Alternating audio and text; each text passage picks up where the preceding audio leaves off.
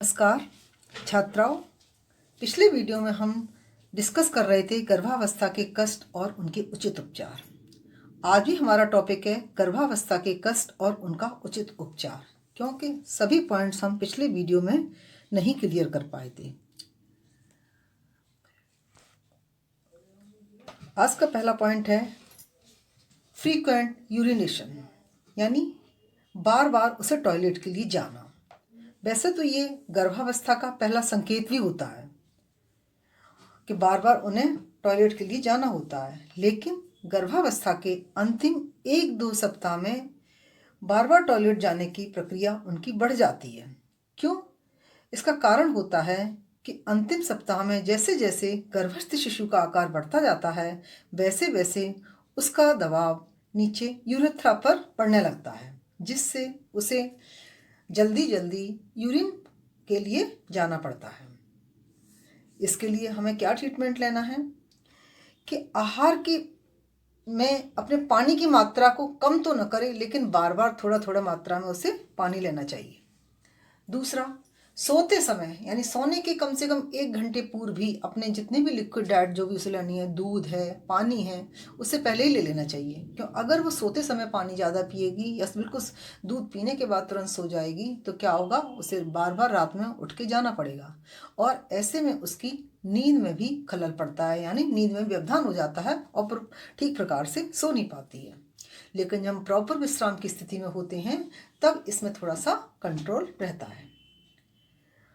अगला कष्ट है कमर व पीठ दर्द, जिसे कहते हैं बैक एक। ये गर्भावस्था के अंतिम 2 या 3 महीनों में ज़्यादा बढ़ जाता है।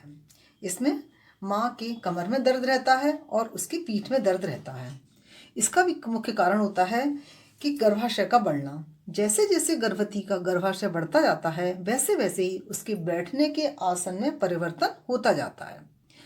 और जब बैठने के आसन में परिवर्तन होता है तो जब भी वो लेटती है तब उसे अपनी कमर में दर्द या पीठ में दर्द महसूस होता है। और कई बार ये दर्द इतना ज़्यादा होता है कि जिससे उसे रात में ठीक प्रकार से वो सो भी नहीं पाती है। इसका उपचार है, गर्भावस्था में गर्भवती माँ को ऊंची एड़ी की सैंडल या चप्पल नहीं पहननी चाहिए। सीधे बैठने की वो कोशिश करे और जितना अधिक हो सके वो आराम करे, यानी काम कर ले और काम करने के बाद वो सीधे अपने रेस्ट की पोजीशन में आ जाए। ऐसा नहीं है काम करने के बाद भी वो बैठी रहती है, ऐसा नहीं उसे करना चाहिए। अगला है शारीरिक सूजन, ओडिमा। वैसे तो गर्भावस्था में अक्सर पैरों में सूजन रहती है, लेकिन कई बार पूरे शरीर पर भी ये सूजन दिखाई देती है। पैरों के सूजन का तो कारण होता है कि रक्त का परिभ्रमण यानी ब्लड सर्कुलेशन ठीक प्रकार से ना हो पाना। ये कब होता है? जब खास तौर से पैर लटका के नीचे हमेशा बैठे रहते हैं, यानी कोई महिला है अगर वो जॉब करती है तो जॉब के स्थान पर अपना उसको पैर लटका के बैठना पड़ता है, या घर में वो अकेली है, सारे काम वो खुद ही कर रही है और हमेशा खड़ी रह काम करती है तो पैर हमेशा उसके नीचे रहते हैं और पैरों को खड़े रहने की पोजीशन के कारण उसके पैरों की तरफ से ब्लड का सर्कुलेशन ठीक प्रकार से नहीं हो पाता है, जिस वजह से भी ये पैरों में सूजन आ जाती है। पूरे शरीर के सूजन के कई कारण हो जाते हैं, जैसे बीपी का हाई होना, ब्लड प्रेशर ज़्यादा होना। कभी कभी यूरिन के द्वारा प्रोटीन के निष्कासन से भी शरीर पर सूजन आ जाती है। गर्भावस्था के दौरान ईस्ट्रोजन हार्मोन अधिक मात्रा में निकलता है, जो संयोजी तंतुओं के महीन पदार्थ को जल से भर देता है, जिस कारण पैरों पर सूजन आ जाती है। लगभग 90% गर्भवती स्त्रियों में ये शारीरिक सूजन रहती है और कुछ समय के बाद स्वतः ही समाप्त हो जाती है। लेकिन अगर ये सूजन समाप्त न हो और लंबी वक्त तक चलती रहे तो इसे हम एक गंभीर रोग मानते हैं और हमें इसके लिए डॉक्टर की सलाह लेनी चाहिए, क्योंकि कई बार शरीर में तरल पदार्थों का संग्रह होने से प्री एक्लम्पसिया या एक्लम्पसिया नामक रोग हो जाने का भी खतरा रहता है और ये खास तौर से गर्भावस्था के अंतिम 3 महीनों में ज़्यादा दिखाई देता है।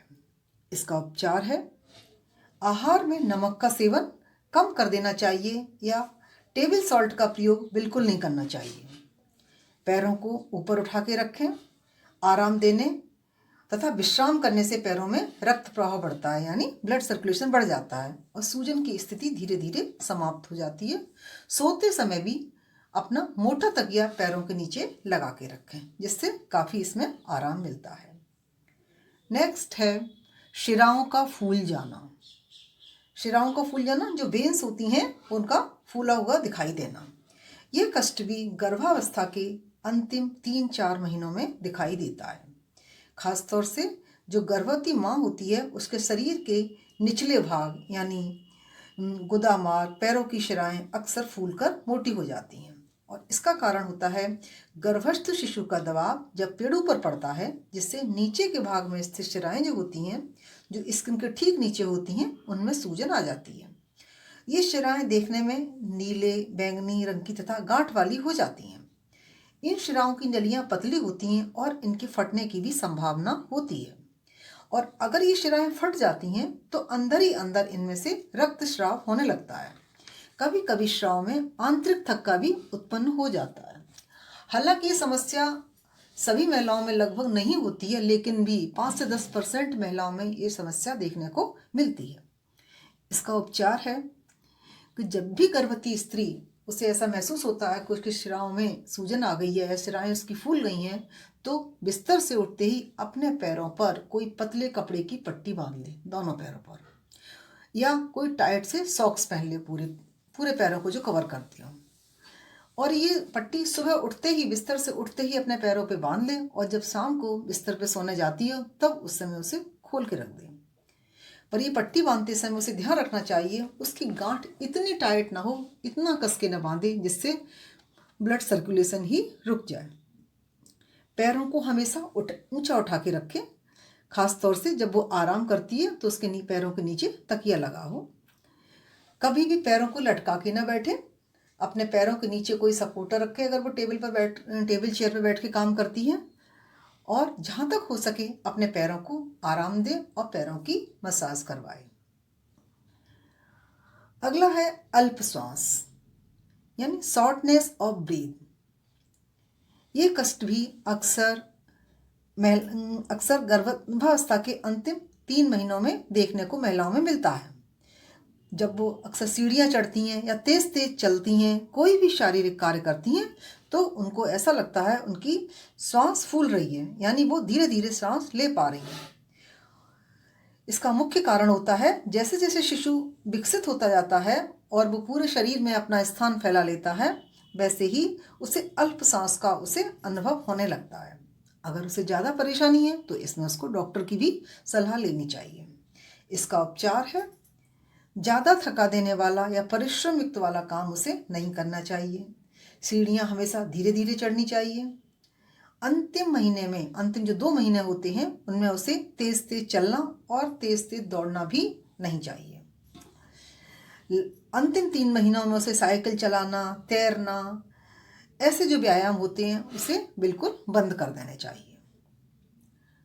नेक्स्ट है आहार के प्रति प्रेम या घृणा, फूड फैक्ट्स, जिसे फूड फैक्ट के नाम से जाना जाता है। इसमें होता है कई बार गर्भवती स्त्री को किसी भी भोजन के प्रति बहुत ज़्यादा रुचि हो जाती है और कुछ भोज्य पदार्थ उसे बिल्कुल ही अरुचिकर लगते हैं, उनको उसका खाने का मन नहीं करता है। कई बार वो बहुत मीठा खाती है या कई बार उसे बिल्कुल तीखा और नमकीन पसंद होता है। ये भी देखा गया है कई बार महिलाएं जो मिट्टी के चूल्हे होते हैं उस मिट्टी को खाना पसंद करती हैं। चौक खाना, खड़िया खाना, ये भी उनको बहुत प्रिय लगती है। हालांकि ये चीज़ें उनके लिए बहुत ही नुकसानदायक होती हैं, इसलिए उन्हें नहीं खाना चाहिए। लेकिन कुछ समय बाद जैसे उनकी डिलीवरी होने का समय आ जाता है, उस समय धीरे धीरे उनकी ये स्थिति अपने आप से स्वतः ही समाप्त हो जाती है। इसका उपचार है गर्भवती माँ जिस खाने की इच्छा करती है उसे खाने के लिए उसे न रोका जाए और उन्हें वो खाने की चीज़ें दी जाएं, लेकिन वो हानिकारक न हो। कई बार कुछ चीज़ें ऐसी होती हैं जिन्हें वो खाती है तो उसे गर्भस्थ शिशु को भी परेशानी हो जाती है, इसलिए जो चीज़ें उसके लिए नुकसानदायक होती हैं वो उसको न दी जाएं।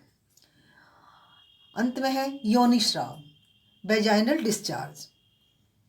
यह वैसे तो वेजाइना से हमेशा ही एक म्यूकस जैसा पदार्थ निकलता रहता है जो वेजाइना को हमेशा चिकना बनाए रखता है, लेकिन गर्भावस्था के अंतिम महीनों में कई बार ये जो वजाइनल डिस्चार्ज होता है ये झागदार, पीला या हरे रंग का हो जाता है। अगर इस तरीके से कोई झागदार म्यूकस निकल रहा है और उसमें से कोई तीव्र स्मेल भी आ रही है, बदबू आ रही है, तो तुरंत ही डॉक्टर को दिखाना चाहिए, क्योंकि कई बार इससे इन्फेक्शन होने की भी संभावना रहती है। इसका उपचार है, गर्भवती माँ को हमेशा स्वच्छ और साफ कपड़े पहनने चाहिए, उसको अपने शारीरिक स्वच्छता पर विशेष रूप से ध्यान देना चाहिए, और उसको ज़्यादा कष्ट हो रहा है तो उसे डॉक्टर की भी सलाह लेनी चाहिए। छात्राओं, ये थे गर्भावस्था के कष्ट और उनके उपचार। हालांकि हम सभी मानते हैं गर्भावस्था एक साधारण प्रक्रिया है और हर स्त्री को इससे गुजरना पड़ता है। ये कष्ट बहुत ज़्यादा ही कष्टकारी नहीं होते हैं, लेकिन कुछ महिलाओं में बहुत ज़्यादा होते हैं।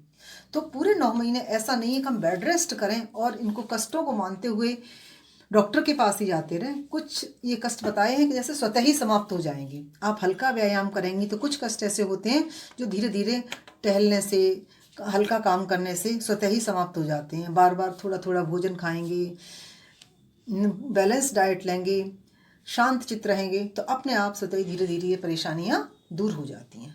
धन्यवाद।